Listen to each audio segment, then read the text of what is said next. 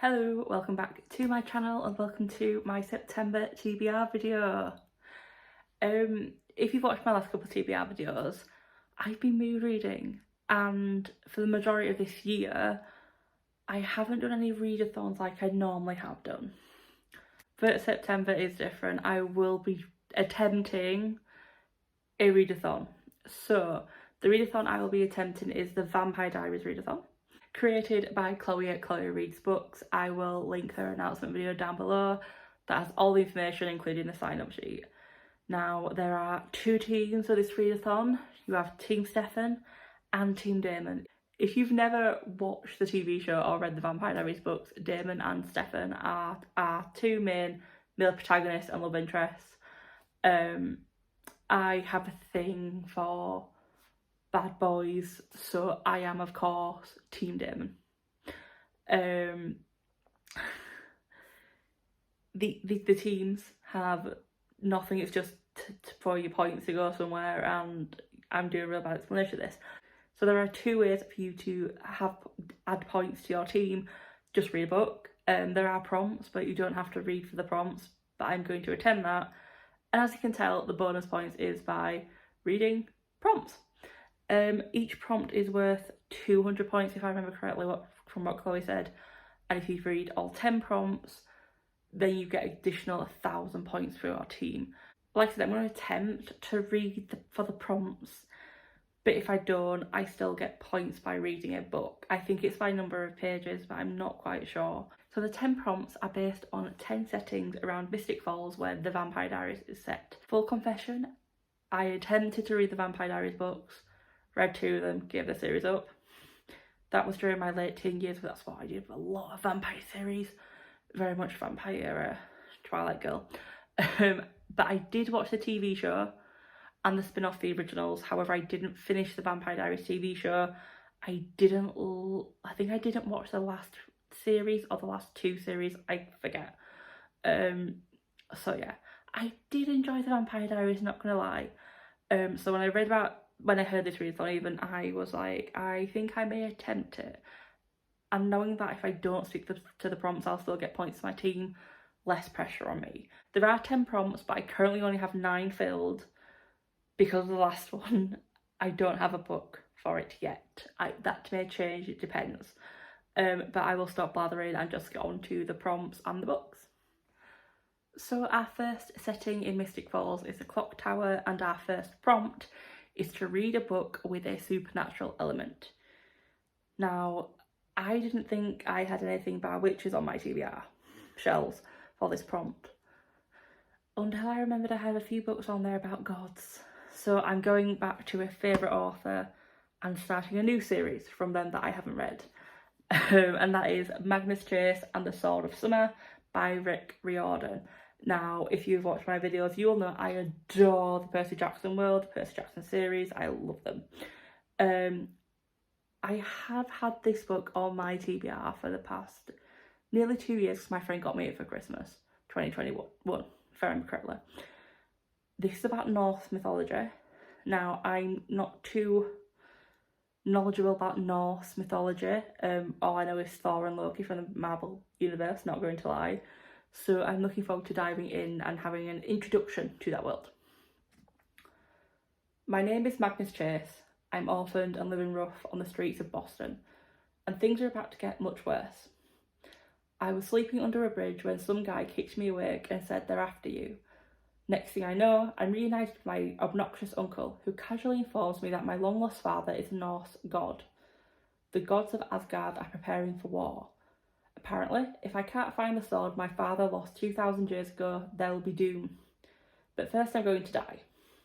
This is the story of how my life goes downhill from there.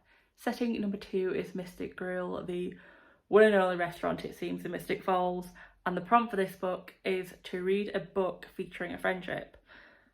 Now, I know majority of my books will feature a friendship, but I wanted one with friendship or a friendship in a synopsis. And the only one I really found was Wild and Wicked Things by Francesca May. On Crow Island, people whisper that real magic lurks just below the surface. Magic doesn't interest Annie Mason, not after it stole her future.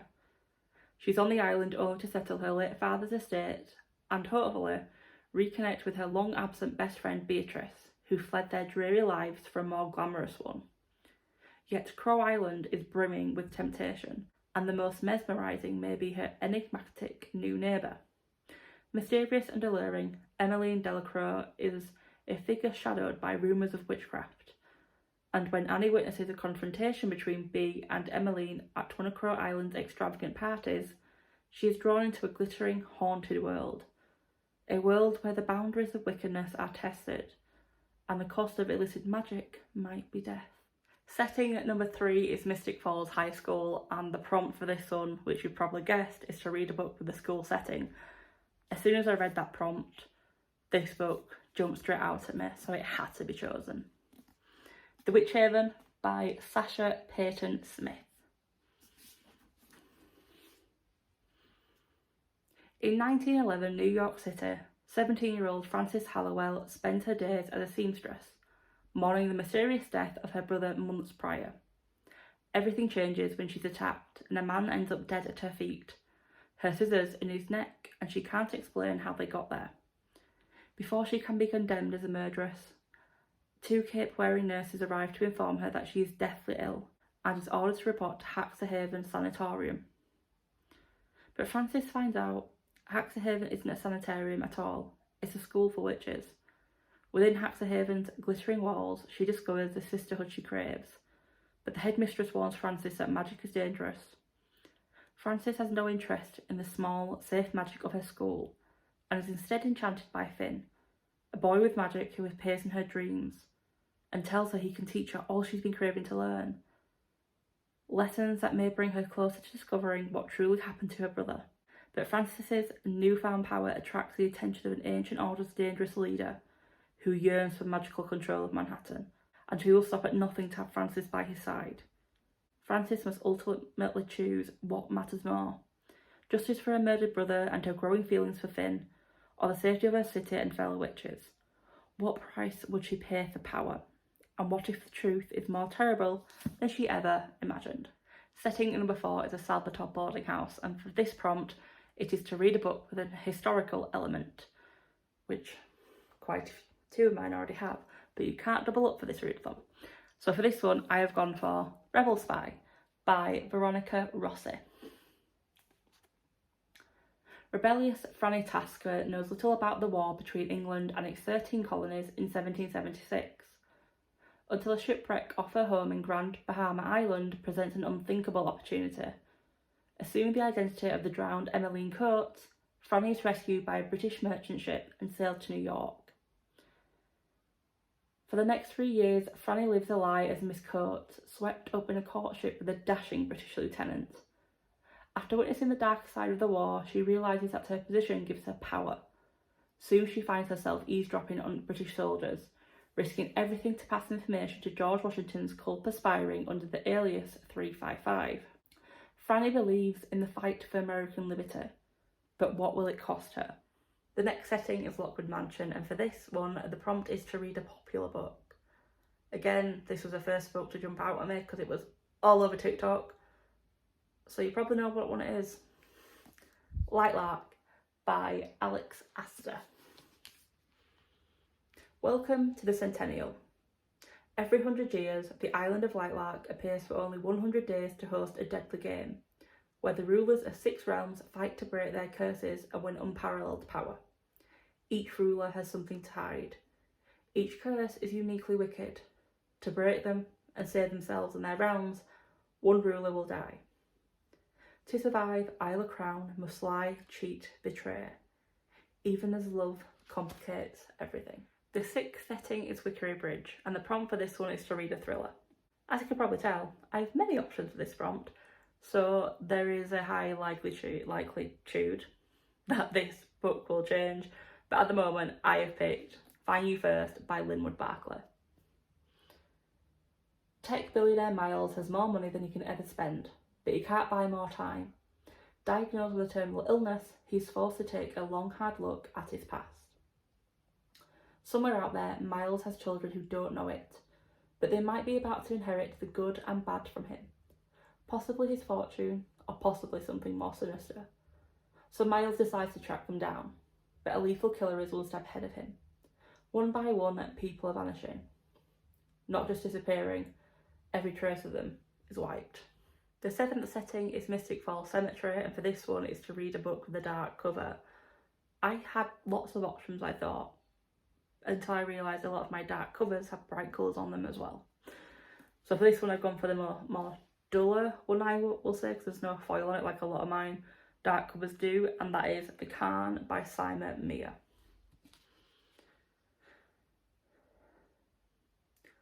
Successful London lawyer Gia Khan is a long way from the grubby northern streets she knew as a child, where her father, Akbar Khan, led the Pakistani community and ran the local organised crime syndicate. Often his Jirga rule, the old way, was violent and bloody, but it was always justice of a kind. Now, with her father murdered, Gia must return to take his place. The police have always relied on the Khan to maintain the fragile order of the streets. But a bloody power struggle has broken out among warring communities, and now no one is safe. Justice needs to be restored, and Gia is about to discover that justice always comes at a cost. Setting number 8 is Gilberts House, and for this one the prompt is to read a romance book. I don't have a lot of romance books on my shelf. I have a lot of books with romance in them, but not romance as a main category. Until I realised that I did have one author who I know does historical romance, and that book I've chosen is Infamous by Lex Croucher. 22-year-old aspiring writer Edith Eddie Miller and her best friend Rose have always done everything together. Climbing trees, throwing grapes at boys, sneaking bottles of wine, practicing kissing. Now that they're out in society, Rose is suddenly talking about marriage and Eddie is horrified. When Eddie meets charming, renowned poet and rival to Lord Byron, Nash Nicholson, he invites her to his crumbling Gothic estate in the countryside. The entourage of eccentric artists indulging in pure hedonism is exactly what Eddie thinks she needs in order to finish her novel and make a name for herself. But Eddie might discover that trying to keep up with her literary heroes isn't all poems and pleasure. Why do I struggle with literary? I don't know why I'm struggling with that word. Setting number 9 is Forbes House, and it's got the last prompt that I can fulfil at the moment, and that prompt is to read a book with a party in it. And I have gone for The Murder Game by Tom Hindle.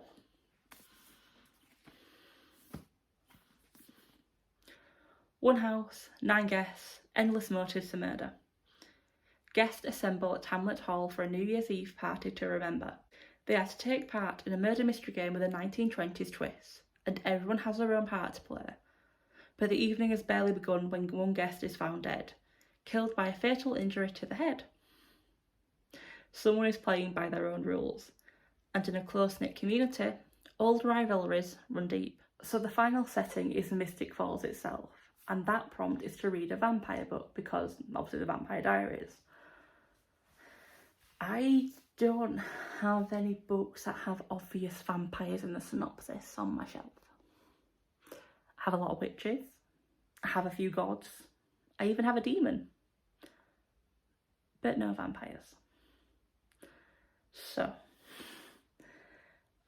I saw Sophie today and I did ask her if she had any vampire books she could think of. She did mention that she's currently reading a book that has vampires in it. I can't remember the name of it, but I'm going to ask if she somehow finishes it this week. I will ask her what she thinks, and if it's good, I will buy it. Ada is currently on holiday, but I will be messaging her as well to see if she has any vampire recommendations. If not, there are a couple on my list to look at to be added to my be bought list. I have many lists that have vampires in it that I could add. You may think, Michelle, just go easy on yourself and just go buy the Vampire Diaries. I don't want to read that series, not going to lie.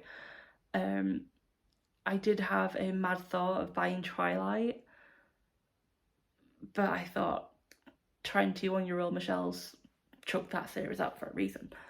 And then I've always wanted to read the Vampire Academy series in full, because I read the 4th book and then I stopped. but again, I don't want to start another series. So yeah, I may just leave that prompt unfulfilled, I don't know, but let's see. But anyway, there's my TBR for September. As you can see by the thumbnail, I struggled to pick it up, so I ain't picking it up again. I haven't added up how many pages this all adds up to, but my thinking is if I can read at least 2 a week, I can get through them. And some of them I think will be quicker than others. There's some where I'm like, I'm not sure if I will like you. So there may be DNFs and I have to have a rejig if I wanted to, but I'm not pressuring myself. I do have to say I'm really excited to be joining a readathon for like a month-long readathon again. As much as I've loved not having the pressure on myself and just mood reading the past 2 months, I've missed it. I've missed having readathon prompts. Have you read any of these books? Are there any prompts on there where you're like, Michelle, swap this book to this book? Or if you have me on Goodreads and you have looked at my own shelf, well, to be read shelf, and you're like, Michelle, that book is better for that prompt, or that's a vampire book, stupid. Let me know. I will not take offence. But are you participating in the Vampire Diaries readathon? If you are, please let me know. And if you have a blog, a post, a TBR video, let me know. I love watching, read and reading them. If you have liked this video, please give it a like. If you are new to my channel, hi, my name is Michelle. My life, like my reading, is a chaotic mess. And I'm just trying to get through one book at a time at the moment. If you haven't subscribed yet, please consider doing so. If you don't want to, not an issue. But until the next video, bye.